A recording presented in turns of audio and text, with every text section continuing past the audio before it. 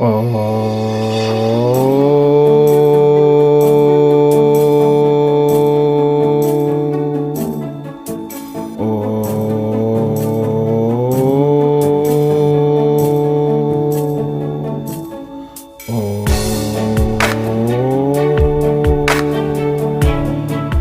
नमस्कार, जय साईं राम। मैं ब्रिजमोहन सूरी, मोटिवेशनल स्पीकर, साईं ग्रंथ राइटर, रेड बुक एक्सपर्ट, स्वागत कर रहा हूं आपका आपके इस चैनल में।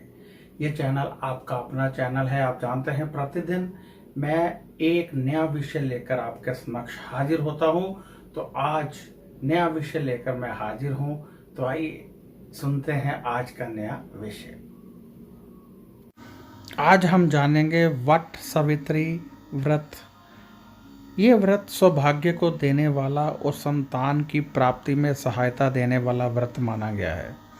इस दिन महिलाएं अपने सुहाग के लिए व्रत रखती हैं। कहते हैं इस दिन यदि आप उपवास करते हैं तो पति की लंबी आयु होती है, पति के कष्ट मिटते हैं, धन आता है। तो कुल मिलाकर ये समझ लीजिए कि जहाँ आपको गृहस्थ सुख मिलेगा वहीं पति के सभी कार्य सिद्ध होंगे, जिससे कि आपके पास बहुत सारा धन आएगा। आप उपवास नहीं भी कर सकते हैं तब आपको क्या उपाय करना चाहिए, इस दिन पूरे परिवार को कौन सा उपाय करना चाहिए, मैं ये भी बताऊंगा। ये उपवास करना है तो कैसे किया जाता है ये भी बताऊंगा। कथा क्या है ये भी बताऊंगा। इसलिए आप पूरा वीडियो देखते रहिए, आपको पूर्ण रूप से समझ लगेगी, एक एक चीज़ आपको बताई जाएगी। सबसे पहले हम बात करते हैं इस उपवास के बारे में। ये व्रत ज्येष्ठ मास की अमावस्या के दिन मनाया जाता है। हिंदू पंचांग के अनुसार ज्येष्ठ मास की अमावस्या को शनि जयंती भी मनाई जाती है। ऐसी मान्यता है कि वट सावित्री व्रत को करने से पति दीर्घायु होता है। इस बार वट सावित्री का व्रत 22 मई 2020 को है। इस व्रत में नियम निष्ठा का विशेष ख्याल रखना पड़ता है। वट सावित्री के दिन सभी सुहागन महिलाएं पूरे 16 श्रृंगार कर बरगद के पेड़ की पूजा करती हैं। ऐसा पति की लंबी आयु के लिए किया जाता है, धन दौलत के लिए किया जाता है, सुख के लिए किया जाता है। पौराणिक कथा के अनुसार इस दिन ही सावित्री ने अपने दृढ़ संकल्प और श्रद्धा से यमराज द्वारा अपने मृत पति सत्यवान के प्राण वापस लिए थे। मुहूर्त क्या है? अमावस्या तिथि प्रारंभ 21 मई 2020 को 9:35 रात के। अमावस्या तिथि समाप्त 22 मई 2020 11:08 रात के। पूजा विधि: व्रती को चतुर्दशी के दिन से तामसी भोजन का परित्याग कर देना चाहिए। यानी 21 तारीख से ही आपको कोई ऐसी चीज़ नहीं खानी चाहिए।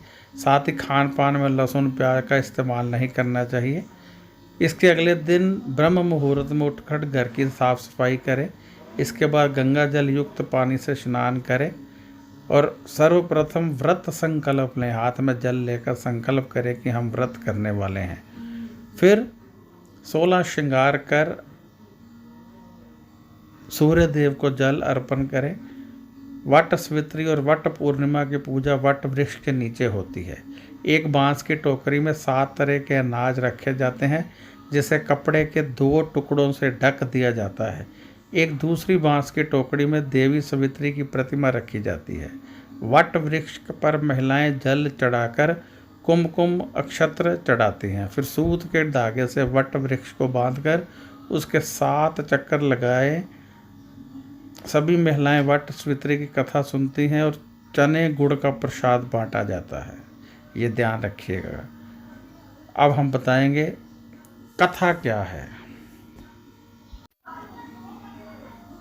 वट वृक्ष का पूजन और सावित्री सत्यवान की कथा का स्मरण करने के विधान के कारण ही ये व्रत वट सावित्री के नाम से प्रसिद्ध हुआ। सावित्री भारतीय संस्कृति में ऐतिहासिक चरित्र माना जाता है। सावित्री का जन्म भी विशिष्ट परिस्थितियों में हुआ था।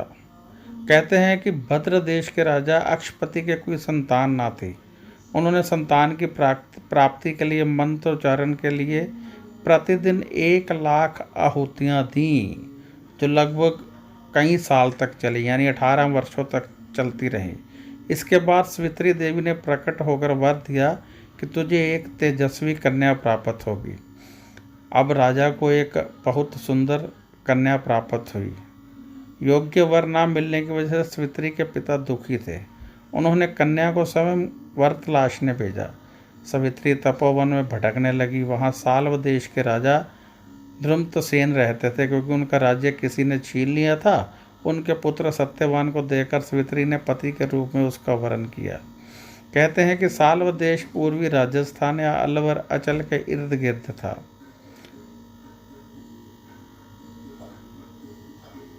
पति की मृत्यु की तिथि में जब कुछ ही दिन शेष रह गए, क्योंकि उनको बता दिया गया था कि पति की मृत्यु जल्दी होने वाली है, तब सवित्री ने घोर तपस्या की थी, जिसका फल उन्हें बाद में मिला था।